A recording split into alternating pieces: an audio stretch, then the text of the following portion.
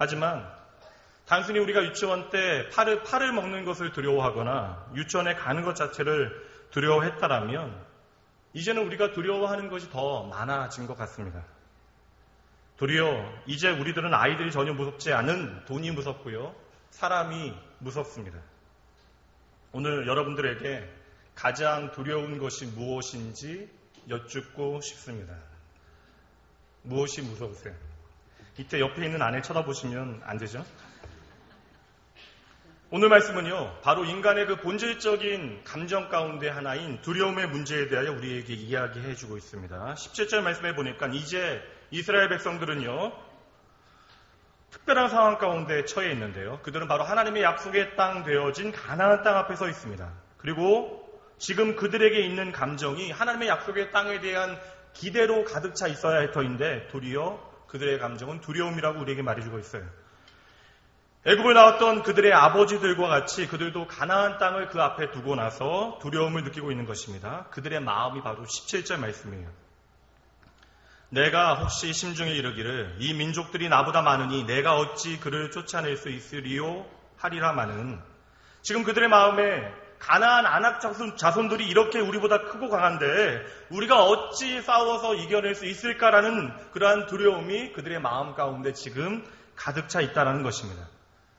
오늘 말씀은 바로 하나님의 약속에도 불구하고 지금 내가 어찌 할 수 없는 두려움에 떨고 있는 이스라엘 백성들에게 모세를 통하여 하나님께서 친히 보여주시는 위기 극복의 비결의 말씀이 담겨져 있습니다.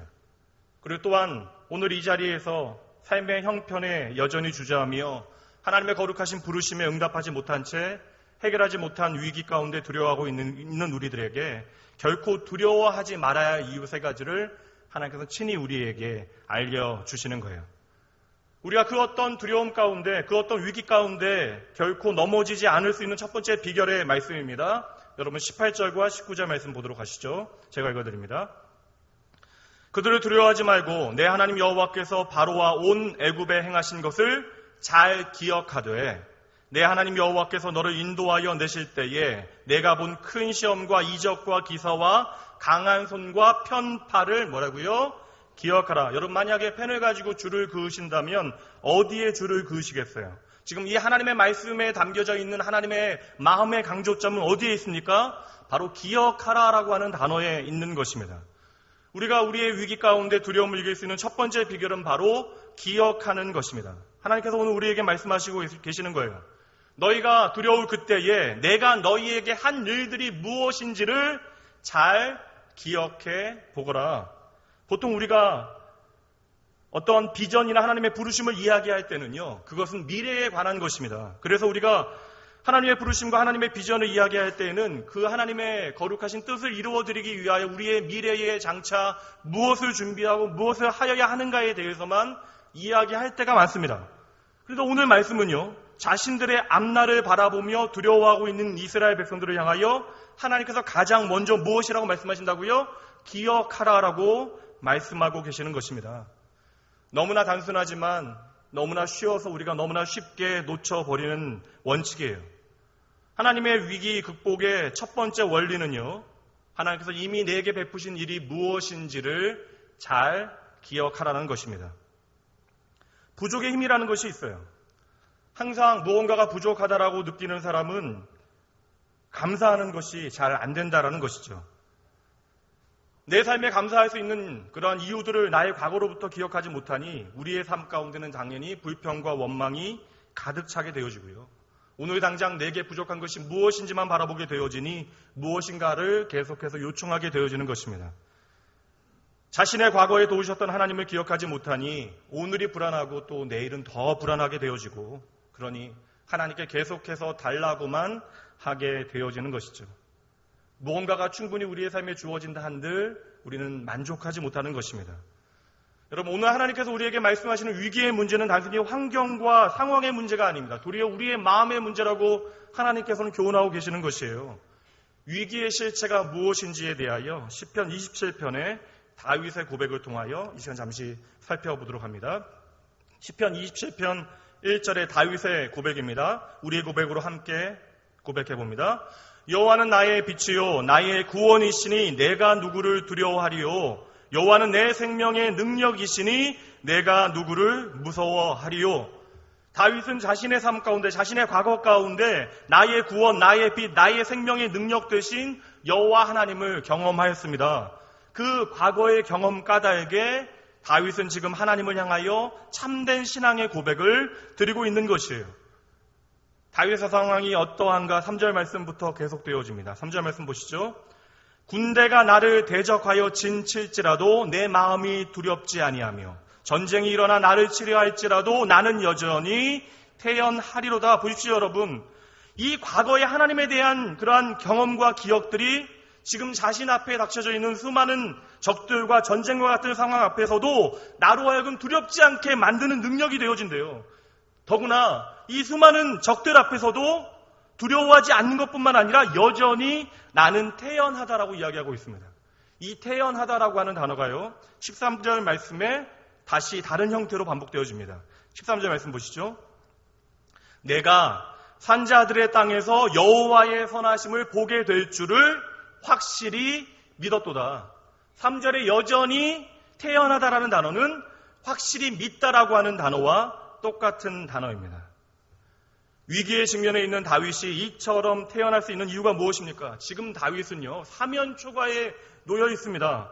사방의 적들이 일어나 지금 돌로 다윗을 죽이려고 하는 상황이에요. 그런 위기 가운데 내가 두려워하지 아니하고 도리어 태어날 수 있는 이유가 무엇이라고 말합니까? 다윗은 지금 나의 삶 가운데, 나의 과거 가운데 함께 하신 여호와 하나님을 기억하고 있다라는 거예요. 여호와는 나의 목자이시니 내게 부족함이 없었습니다. 그분은 늘 나로 하여금 쉴만한 물가 푸른 초장으로 인도하셨습니다. 그러기에 다윗은 그 절대적인 위기 가운데 마지막으로 이렇게 하나님을 향하여 고백합니다.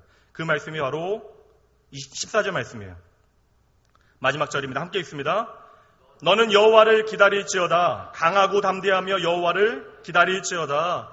지금 어찌 보면요, 다윗이 우리를 향하여 믿음의 권면을 하고 있는 것처럼 보입니다. 그러나 이 말씀은요, 다른 사람을 향하여 말하는 것이 아니라 나의 전 삶을 하나님 앞에 비춰놓은 다음에 자기의 영혼을 향하여 지금 선포하고 있는 거예요. 너는 여호와를 바랄지어다.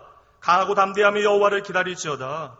이 내 감당기 어려운 위기 가운데서도 나를 향하신 하나님의 선하심을 내가 기다리겠습니다. 여러분, 이 기다림이 바로 믿음이에요. 그리고 이 믿음은 하나님에 대한 기억에서부터 시작되어지는 것입니다. 그러기에 믿음의 백성들에게 있어 위기라고 하는 것은 특별한 기회가 되어지는 거예요. 세상 사람들이 이야기하는 위기는 기회다라고 하는 의미와는 달리 우리 믿음의 백성들에게 위기가 특별한 기회가 되는 까닭은 바로 이 위기의 시간들을 통하여 우리는 하나님의 선하심을 더 깊이 진하게 경험하게 되어지기 때문입니다. 우리가 하나님을 신뢰할 수 있는 까닭은요, 바로 우리의 과거에 우리에게 하나님께서 어떠한 은혜를 베푸셨는가를 기억할 수 있을 때 우리에게 주어지는 축복임을 반드시 기억하시기 바랍니다. 그러기에 신앙에 있어서요, 기억이라고 하는 것은 참으로 중요한 문제입니다. 여러분, 오늘은 맥주 감사 주일입니다. 어떻게 이 예배를 준비하셨습니까? 1년의 첫 수확을 감사하는 날인데요. 농사를 짓던 시기에는, 이 시기에는 보통은 이모작이잖아요. 보리를 수확하는 그러한 때입니다. 그렇다면 오늘 농사를 짓지 않는 우리에게 맥주 감사 주일은 어찌 보면 아무 상관이 없는 것처럼 보여져요. 그렇다면 오늘 이 자리에 우리에게 맥주 감사 주일이 갖는 의미는 무엇이겠습니까? 여러분, 어떠한 마음으로 이 감사의 예배 가운데 하나님을 찬양하시겠습니까? 오늘은 바로 한 해의 절반이 끝나고 새로운 반년이 시작되어지는 첫 주일입니다. 오늘 우리에게 맥주 감사 주일은요, 바로 선하신 하나님을 다시 기억해내는 날이에요. 한 해의 중간에 우리가 잊고 살았던 선하신 하나님에 대한 기억을 다시 붙잡고 감사함으로 우리에게 주어진 삶의 시간들을 우리는 다시금 살아내기 위하여 이 감사의 예배를 하나님 앞에 드리는 것입니다. 오늘 우리가 모든 위기를 담대히 직면하고 이겨내기 위해서는 기억에 대한 목록을 가지고 있어야 되는데요. 그 기억에 대한 목록은 우리가 애써 힘쓰고 생각해내야 주어지는 것이 아니라 그 언제라도 하나님께서 내 삶에 하신 일들이 무엇인지를 말할 수 있을 때 능력으로 우리 가운데 작용하게 되어지는 것이죠. 그렇다면 여러분은 지금 당장이라도 고백할 수 있는 내가 결코 잊을 수 없는 하나님께서 일하셨던 그 기억의 목록이 얼마나 되십니까? 그 기억이 바로 우리로 하여금 두려움 앞에서 담대하게 만드는 것이고요. 부족함 가운데 감사하게 만드는 것입니다. 여러분 아십니까? 기억이라고 하는 것은 전부 사실이 아니에요. 기억이라고 하는 것은요, 선택되어지는 것입니다.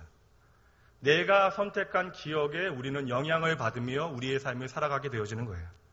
우리가 상처를 기억하기 시작하면 그 상처는 평생 우리에게 영향을 미칩니다.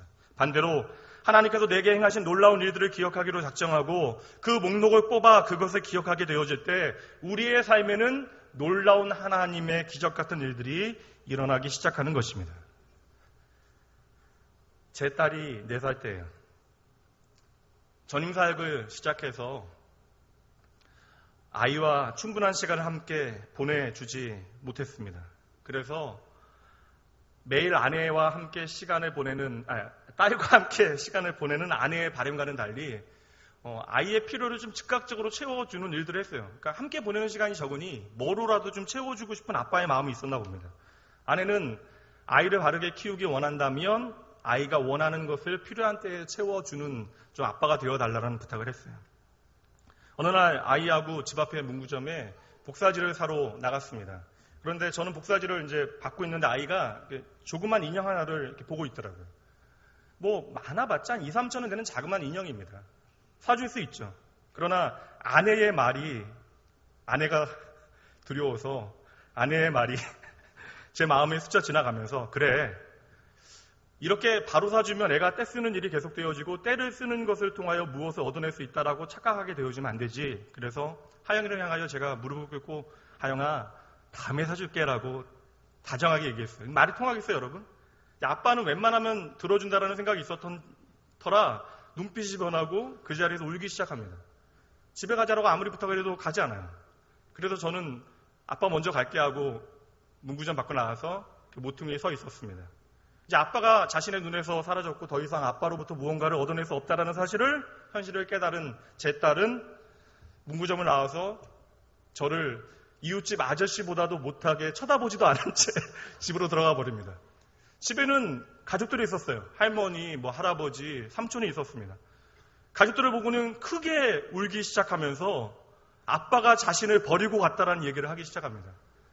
처음에는 가족들이 귀엽게 쳐다보기 시작했는데 시간이 지남에 따라서 아이의 말에 설득이 되어져 가요. 아빠가 돼가지고 자기를 버리고 갔대요. 그리고 아빠가 돼가지고 어떻게 딸을 버리니. 저는 4살짜리 애가 어떻게 그런 이야기를 할 수 있을까? 어디서 이러한 표현을 배웠을까? 기특하게 쳐다보다가 그 이야기에 이제 사람들이, 제 가족들이 설득되어지는 모습에 이렇게 되면 저는 딸을 버린 비정한 아빠가 되겠다는 생각에 아이에게 하영아, 아빠가 언제 너를 버리고 왔어? 왜 아빠가 하영이를 거기에 두고 나왔니? 그러면 당연히 기대하는 대답이 뭐예요? 내가 너무나 때를 써서 고집을 부려서 그랬어요 라고 대답을 할지 알았는데 하영이는요, 아빠가 나를 버리고 갔잖아 그러더니 더 크게 우는 거예요. 나중에 이야기를 들어보니까 하영이가 아빠가 왜 그랬는가에 대한 사실은 기억하지 않고요, 아빠가 버리고 갔다라는 사실만 기억하고 있었습니다. 기억을 못해요. 선택적인 기억입니다. 부부 세미나가 이제 한 주가 남았는데요. 재밌죠? 예비 부부 한 쌍이 있고 5쌍이 결혼한 부부예요. 예비 부부들은 충격을 받아요. 결혼하면 다 이렇게 사나요? 행복한 부부의 대화보다는 어떻게 싸웠냐라는 이야기가 더 많습니다. 그런데 여러분, 부부싸움 이야기를 들으면 참 재밌어요. 둘 다 다른 기억을 가지고 있습니다. 그러면 둘 중 한 명은 거짓말을 하는 거잖아요. 근데 잘 들어보면 둘 다 거짓말을 하는 것이 아닙니다. 뭐예요? 다 지 좋은 것만 기억하고 있는 거예요. 이처럼 기억이라고 하는 것은요, 선택하게 되어지는 것입니다. 오늘 말씀은요, 하나님께서 내게 하신 일을 기억하는 것이 우리의 능력이 되어진다라고 말씀하고 있습니다. 애굽에서 나오는 과정을 통하여 많은 기적과 능력을 행하신 하나님께서는 이제 오늘 우리의 삶 가운데도 놀라운 일들을 이미 행하셨고 오늘도 행하고 계십니다. 우리는 하나님이 행하신 일이 무엇인지를 기억함으로 동일한 능력으로 우리를 돌보실 것을 우리는 확신하게 되어지는 것이에요. 반대로 우리가 하나님의 일을 잊게 되어지면 그때부터 우리는 내가 한 일만을 생각하게 되어집니다. 그 대표적인 사람들이요, 시편 78편 말씀에 나오고 있는데요. 하나님께서 하신 일을 기억하지 않기로 작정한 사람들의 비극이 기록되어져 있습니다. 잠시 살피고 오늘 본문의 말씀으로 돌아오도록 합니다. 시편 78편 말씀인데요. 이 말씀을 보면 요셉 지파인 에브라임 자손들이 등장하고 있습니다. 67절부터 69절까지 말씀 제가 읽어드립니다. 또 요셉의 장막을 버리시며 에브라임 지파를 택하지 아니하시고 오직 유다 지파와 그가 사랑하시는 시온산을 택하시며 그의 성소를 산의 높임같이 영원히 두신 땅같이 지으셨도다. 여러분, 여기서 하나님께서 택하지 아니하셨다라는 것은요, 영혼에 대한 구원의 문제가 아니라 이제 하나님께서 그들에게 부름의 상 또한 사명을 주셨는데 그 사명을 더 이상 에브라임 사람들을 통하여 이루지 아니하시겠다라는 말씀입니다. 그리고 에브라임 자손을 하나님께서 쓰실 수 없는 이유에 대하여 성경은 분명히 말해주고 있는데 그것은요, 전쟁에서 물러갔기 때문이래요. 도망갔기 때문이래요. 그 말씀이 9절부터 11절 말씀이에요. 에브라임 자손은 무기를 갖추며 활을 가졌으나 전쟁의 날에 물러갔도다. 그들이 하나님의 언약을 지키지 아니하고 그의 율법 준행을 거절하면 여호와께서 행하신 것과 그들에게 보이신 그의 기이한 일을 뭐라고요? 잊었도다.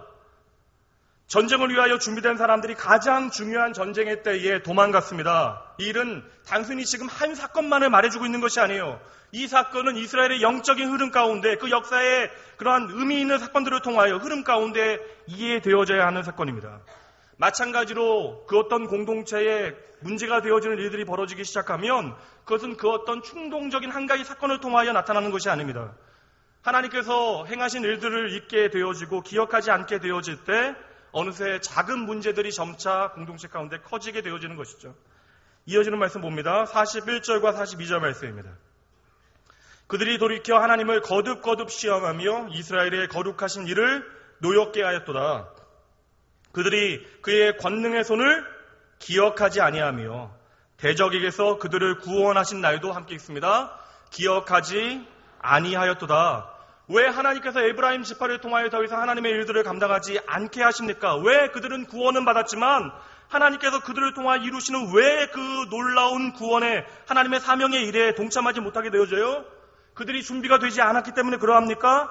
그들에게 비전이 없었기 때문에 그러한 것이에요? 아닙니다, 여러분. 앞서 읽은 9절 말씀대로 그들은 전쟁을 위한 완벽한 준비를 다 갖추었습니다. 모든 무기와 활을 갖추었지만 그들은 스스로 전쟁에서 물러가게 되어졌던 것이에요. 왜 그렇습니까? 그들은 그들의 삶 가운데 하나님께서 친히 행하신 일들을 잊기로 작정하고 선택한 것입니다. 에브라임 지파 역시 하나님께서 행하신 일이 무엇인지를 잘 알고 있었어요. 그 말씀으로 오늘 본문의 말씀은 시작되어지고 있습니다. 그러나 그들은 스스로 들을 수 있는 귀를 닫고 볼 수 있는 눈을 닫아버린 것이에요. 그렇게 그들이 선택한 것입니다. 왜요? 눈앞에 보이는 것들 때문에, 당장의 손해와 당장의 눈앞의 이익 때문에 자신들의 시선을 완전히 빼앗겨 버리게 되어졌던 것이죠. 여러분, 우리가 하나님께서 하신 일들을 잊게 되어지면요, 시편 78편의 에브라임 사람들처럼 되어지는 것입니다. 하나님을 사랑한다 이야기했는데 어느 날부터 아무것도 생각나지 않는 거예요. 충분히 감당할 만한 능력이 우리에게 있음에도 불구하고 우리는 그저 물러가고 머물러 있고 주저하고 싶어지는 것입니다. 하나님께서 그동안 베푸신 은혜도 사라지고요, 행하신 큰 일도 기억하지 못하게 되어지는 거고 우리의 삶에 영향을 미쳤던 그분의 원칙도 다 잊어버리게 되어지는 것이죠. 그러기에 물러가고 도망가게 되어지는 거예요. 그렇게 하나님을 향한 기억을 잃어버리게 되어지니 그렇게 잃어버린 기억의 자리에 무엇이 자리하게 되어 오직 내가 한 일만 남게 되어지는 것입니다. 원망과 불평이 남는 거예요. 이렇게 하나님에 대한 기억이 없는 자리에는 언제나 내 자신밖에 남는 것이 없습니다. 그래서 시편 78편 말씀 마지막에 하나님께서 행하신 일을 기억하는 새로운 세대를 일으키라, 계승하라라고 도전하고 있습니다. 건강한 교회의 비결 가운데 하나는요, 하나님께서 그 공동체 가운데 행한 기적과 같은 기억들을 많이 공유하고 있는 공동체입니다. 예수 그리스도로 인한 기적 같은 이야기들, 그러한 간증이 가득한 공동체는요, 건강할 수밖에 없어요. 위기에 대한 회복의 탄성이 높을 수밖에 없습니다. 넘어져도 금방 일어납니다. 이 공동체 안에 함께 일하셨던 하나님에 대한 기억이 계승되어지는 교회는 현재의 아픔이나 위기를 이겨내기 쉽다라는 것이에요. 이 주님의 몸된 교회에 어제의 꿈과 같은 기억의 그러한 기적 같은 기억들이 오늘 이 시간에도 동일하게 나누어지고, 이 아름다운 기억들은 또한 다음 세대에 전해지는 아름다운 믿음의 역사들이 가득하길 주의 이름으로 축복합니다. 다시 한번 말씀드립니다. 진정한 믿음이라고 하는 것은요, 하나님을 향한 기억으로부터 출발하는 것입니다. 그러므로 여러분, 창조주 하나님을 기억하십시오. 하나님과의 관계는요, 그분께서 우리의 삶에 베푸신 일이 무엇인가를 통하여 확인되어지는 것입니다. 우리는 고달픈 인생을 살아가면서 낙심의 그늘 가운데 우리의 고개를 떨구게 되어지는 순간들을 맞이하게 됩니다. 그때에는 아무런 소망도 없이, 아무런 가치도 발견하지 못하고 내게 되는 일은 하나도 없다라고 하는 순간입니다. 그렇게 우리가 우리의 인생을 한탄하며 눈물 짓는 그 순간에 우리는 말씀을 통하여 들에 핀 꽃들을 바라보게 되어지죠. 아무도 돌보는 이이 하나 없건만 그 꽃은 죽음과 같은 겨울을 이겨내고 봄이 되면 그 봄마다 새로운 생명인 꽃봉오리를 피워내는 것이죠. 하늘을 나는 새들도 심지도 아니하고 거두지도 아니하고 모으지도 아니하건만 날마다 자라나고 살아가게 되어집니다. 여러분, 하물며 우리겠습니까? 창조주 하나님을 기억하셔야 합니다. 이처럼 하나님께서 우리 가운데 행하신 일을 기억함으로 우리가 우리의 존재의 가치를 깨닫고 자신감을 갖게 되어진다면 우리는 더욱더 우리가 할 수 있는 일들에 정직한 최선을 다하게 될 것입니다. 그러나 그럼에도 불구하고 우리가 감당하지 못하는 일들이 생길 수 있잖아요. 하나님께서 나의 과거에 이루신 일들을 다 기억하고 내가 최선을 다하여 하나님 앞에 행한다 할지라도 오늘 나의 힘으로는 도저히 감당하지 못하는 일들이, 벅찬 일들이 생길 수 있다는 것입니다. 그럴 때는 우리가 어떻게 해야 합니까? 그때 주시는 두 번째 위기를 극복하는 비결이 있습니다. 신명기 7장 20절과 21절 말씀이에요. 함께 읽도록 합니다. 내 하나님 여호와께서 또 왕벌을 그들 중에 보내어 그들의 남은 자와 너를 피하여 숨은 자를 멸하시리니 너는 그들을 두려워하지 말라. 너희의 하나님 여호와 곧 크고 두려운 하나님이 너희 중에 계심이니라. 아멘. 두 번째, 어떻게 그들이 약속의 땅 가나안 땅을 정복할 수 있었는지에 대하여 하나님께서 말씀하시면서 무엇을 보내주시겠다라고 말씀하십니까? 왕벌을 보내주겠다라고 말씀하고 계십니다. 너희가 최선을 다하여 너희에게 주어진 일들을 감당하고 이후에 너희가 감당할 수 없는, 도저히 나의 힘으로는 이겨낼 수 없는 일들이 있을 그때에, 너희에게 그러한 남은 일들이 있을 그때에 하나님께서는 너희를 위하여 왕벌을 보내주시겠다라고 말씀하시는 것입니다. 이것은 하나님의 약속의 말씀이에요, 여러분. 이 왕벌은요, 내가 미처 준비하지 못한 일에 대한 하나님의 복병입니다. 야, 너희가 모든 것 다 하려고 하지 말아라. 너희가 할 수 있는 일을 위하여 최선을 다하거라. 그리고 너희가 할 수 없는 그 일에 대해서는, 그 부분에 대해서는 내가 너희를 위하여 예비된 복병을 보내주겠다. 여러분을 향한 하나님의 약속의 말씀입니다. 이처럼 우리는 때때로 우리의 삶에 전혀 기대하지 못했던 놀라운 일들을, 또한 예기치 못한 선물과 같은 일들을 경험하게 되어집니다. 이러한 하나님의 은혜 까닭에, 우리가 기대하지 못했던 하나님의 사랑 까닭에 우리는 이 자리에서 오늘도 하나님을 향하여 참된 예배와 감사함으로 하나님을 예배하고 있는 것이잖아요. 아마 우리가 스쳐보낸 하나님의 기적과 같은 일들이 수도 없이 많을 것입니다. 그 하나님의 기적과 같은 하나님의 돌보심 까닭에 오늘 우리가 존재하는 것이죠. 아마 우리의 삶의 이 모든 기적 같은 일들은요, 우리가 먼 훗날 아버지 하나님 앞에서 다 확인하게 되어질 것입니다. 오늘은 이해되지 않아도 우리는 하나님 앞에서 그 천국에서 우리의 삶에 대한 모든 답을 반드시 찾게 되어질 것입니다. 모든 것이 마침내 드러나게 되어지는 그때에 그때 그랬구나. 하나님께서 내게 이러한 왕벌을 통하여, 복병을 통하여 나의 삶을 인도해 나가셨구나 하게 되어질 것이에요. 오늘 우리의 삶의 모든 시간 가운데 합력하여 선을 이루시는 하나님의 일하심을 믿으시는 여러분 되어지길 주님의 이름으로 축복합니다. 하나님의 일하심은요, 그 성실하심은 오늘도 계속 되어지고 있습니다. 그다음 여러분, 언제 우리의 삶에 왕벌이 찾아옵니까? 그저 가만히 있을 때가 아니에요. 우리가 하나님을 기억하고 우리의 삶 가운데 최선을 다하여 우리에게 맡겨진 일들을 감당하게 되어질 때, 열심히 영적 전쟁 가운데 원수들을 쫓아갈 때 최선을 다하고 그리고 이제는 우리가 어찌할 수 없는 그때에 바로 하나님의 복병이 우리의 삶에 찾아오게 되어지는 것입니다. 이것이 하나님께서 약속하신 방법이고 하나님께서 이렇게 우리의 삶 가운데 일하시겠다라고 말씀하신다면 우리는 이것을 기대할 수 있는 것이고요. 반드시 기대하여야만 하는 것입니다. 여러분, 이 시간 우리가 하나님을 향하여 드릴 수 있는 감사는 다른 것이 아니에요. 우리가 드릴 수 있는 가장 유일한 것은요, 하나님을 향한 우리의 마음이 되어져야 한다는 것입니다. 하나님께서 우리의 삶 가운데 행하신 모든 일들을 기억하고 그러할 때 우리는 하나님께서 행하실 것을 기대하게 되어지는 것이죠. 오늘 하나님께서는요, 우리의 사명 때문에 눌려있는 우리의 마음 아픔, 우리의 마음의 부담들을 모르시는 분이 아닙니다. 이스라엘 백성들이 지금 약속의 땅 앞에 서 있음에도 불구하고 눈앞에 보이는 형편 때문에 그들의 마음이 녹아내리는 것을 하나님께서는 알고 계시는 것이에요. 그래서 하나님께서는 그들을 향하여 내가 너희들을 어떻게 사랑했는지 그 사랑의 내용들을 기억하고 그 기억 가운데 앞으로 너희 삶 가운데 이루실 하나님의 일을 기대하라라고 말씀하시는 것입니다. 출애굽한 지 40년의 시간이 지나갔어요. 이제 하나님의 약속의 땅 앞에 서 있는 출애굽의 두 번째 세대를 통하여 하나님께서 보이시고자 하는 하나님의 약속의 말씀은 무엇입니까? 출애굽 첫 번째 세대는요, 이 하나님의 사랑과 하나님의 인도하심을 알지 못해서 실패했는데 두 번째 세대에게는 그 하나님의 사랑과 하나님의 약속을 회복하여 하나님께서 맡기신 그 사명을 성취하라라고 격려하시는 것입니다. 그 첫 번째 위기 극복의 비결이 바로 하나님께서 하신 일을 기억하는 것이고, 두 번째 전략이 바로 내가 너를 위하여 준비한 왕벌들이 있으니 걱정하지 말고 하나님께서 행하실 일을 기대하라라고 하나님께서 말씀하시는 것이에요. 안악자손 너가 보기에는 저렇게 강해 보일지라도 걱정하지 말아라. 이 전쟁을 주관하는 것은 나 여호와다. 요단강 절이 깊어 보이지만 걱정하지 말아라. 그저 너희가 할 일은 나를 기대하며 너의 발을 요단 강물에 내딛는 것이다.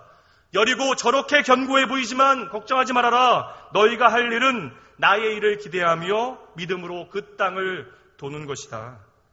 여러분, 믿음이라고 하는 것은요, 오늘 내가 할 수 있는 일이 무엇인가에 대하여 고백하는 것이 아닙니다.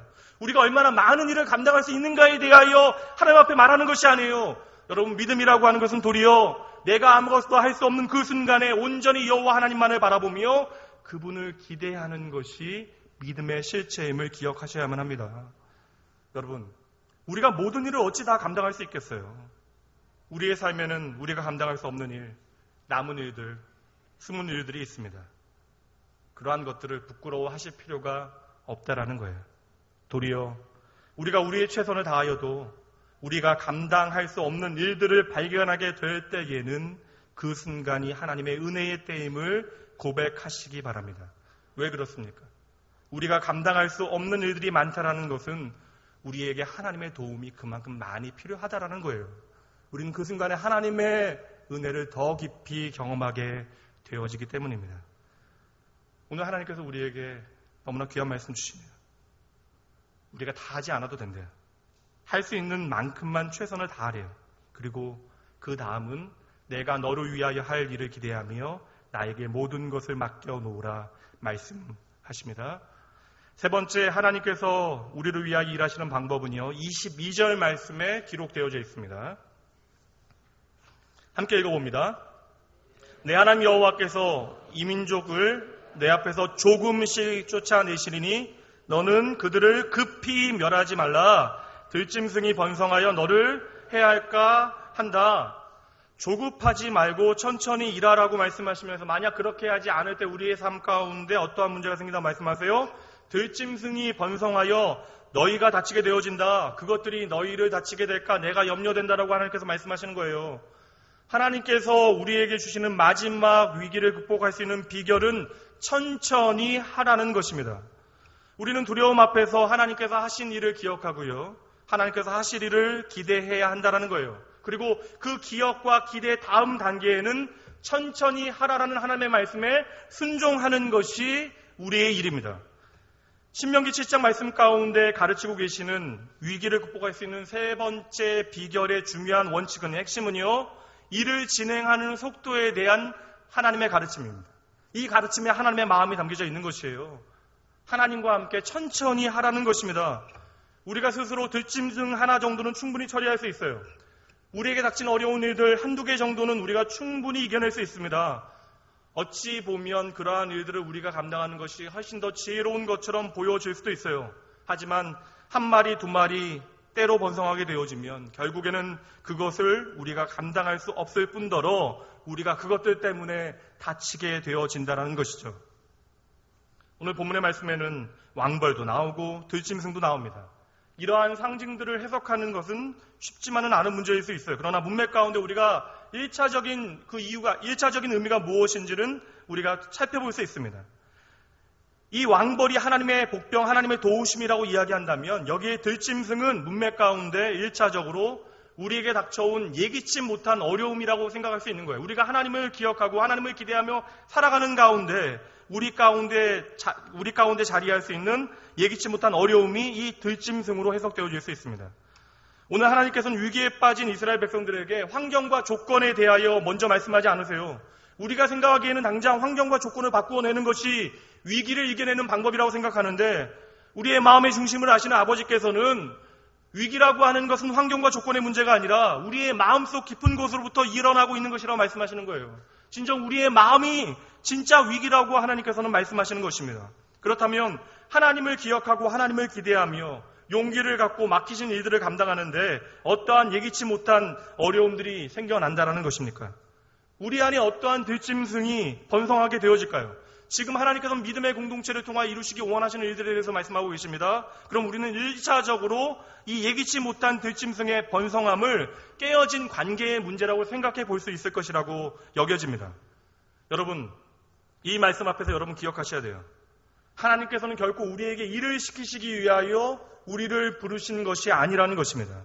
하나님께서는 그 모든 과정을 통하여 우리로 하여금 하나님을 즐거워하도록 하시기 위하여 그 과정을 통하여 하나님을 알아가고 그 과정을 통하여 하나님과 친밀히 교제하고 그분을 배워가며 그분과 기뻐하게 하시기 위하여 하나님께서는 오늘도 우리를 부르고 계시는 것입니다.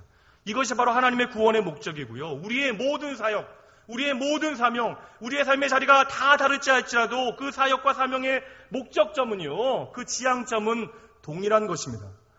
우리로 아버 되신 하나님과 영원히 즐거워하게 하시기 위하여 우리를 부르시는 것이에요. 하나님께서는 이러한 하나님의 큰일의 과정 가운데 우리가 온전히 보호될 수 있도록 하시기 위하여 천천히 가겠다라고 말씀하고 계시는 거예요. 여러분, 하나님께서 하나님의 큰일을 이루시는데 그 어떤 시간이 걸리시는 분이에요? 오랫동안 인내하면서 참아내야 하시는 분이십니까? 저는 도리어 하나님의 구원의 역사, 하나님의 구속사 가운데 하나님의 관심이 일 자체에 있지 아니하고 사람에 있다라는 사실을 깨닫게 되어집니다. 그리고 하나님께서는 하나님의 큰일에 있어서 그 언제나 그 시선이 사람에 있다라는 사실에 감사하게 되어져요. 하나님의 관심은, 하나님의 구원은 깨어진 관계의 회복에 있습니다. 여러분, 성경 가운데 수많은 사람들이 하나님의 구원을 경험하고 하나님의 부르심 가운데 사명을 감당하게 되어집니다. 그들을 향하여 하나님께서 단 한 번이라도 이렇게 말씀하신 적을 보신 적이 있어요? 얘들아, 급하다. 어서 좀 뛰자. 하나님께서는 결코 단 한 번도 당신의 사역을 급하게 감당하게 하시지 않아요. 도리어 그들로 하여금 그 사역에 합당한 사람이 되어질 수 있도록 오랫동안 준비시키십니다. 급하게 하면요, 일은 분명 빨리 해결되어질 수 있습니다. 하지만 그 과정 가운데 우리는 중요한 하나님의 마음을 놓치게 되어지는 것이죠. 그 일 가운데 우리는 하나님을 만나고 그분과 교제하며 그분을 알아가야 하는데 그 과정을 놓치게 되어지면 우리가 이룬 모든 것이 헛된 일이 되어진다라는 것입니다. 결국 들짐승이 번성하게 되어지면 하나님의 일에 방해가 되어지는 것이 아니라 우리가 다치게 되어집니다. 그러기에 우리는 무엇보다 우리 안에 들짐승, 깨어진 관계들이 생겨나지 않도록 우리는 조심하여야 하는 것이에요. 마지막으로 여러분, 다른 본문을 잠시 살펴보도록 합니다. 요한복음 21장 말씀을 통하여 들짐승에 대하여 우리가 조금 더 생각해 보도록 하겠습니다. 예수님께서 부활하신 다음에 제자들은 갈릴리 바닷가로 고기를 잡으러 떠나가게 되어집니다. 사실 요한복음 20장에서 끝나면 가장 멋져요. 예수님께서 부활하시고 두려움에 떨고 있는 제자들을 찾아오셔서 그분의 부활을 확신시키시는 장면이 20장입니다. 참 장엄해요. 그렇게 끝나면 참 멋있을 터인데 21장 말씀해 보면 예수님의 부활을 경험한 제자들이 확신한 다음에 도리어 예수님을 떠나 고기를 잡는 삶의 자리로 돌아가는 것을 보여주고 있어요. 갈릴리 바닷가로 돌아갑니다. 왜 그래요? 이제 하나님께서 하신 일을 기억하고 하나님께서 하실 일을 기대하며 담대히 일할 수 있을 것 같은데요. 그들은 바로 낙심하게 되어진 것입니다. 또다시 신앙의 위기가 반복되어지는 거예요. 왜 그래요?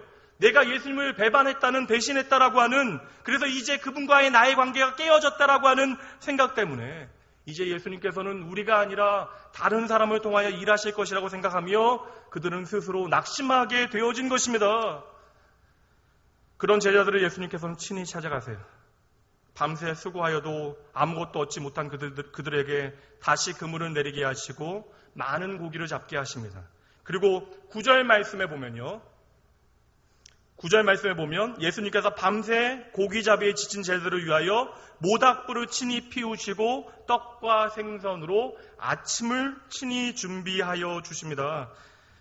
매일 아침을 준비해야 하는 아내들이 은혜 받는 말씀이잖아요.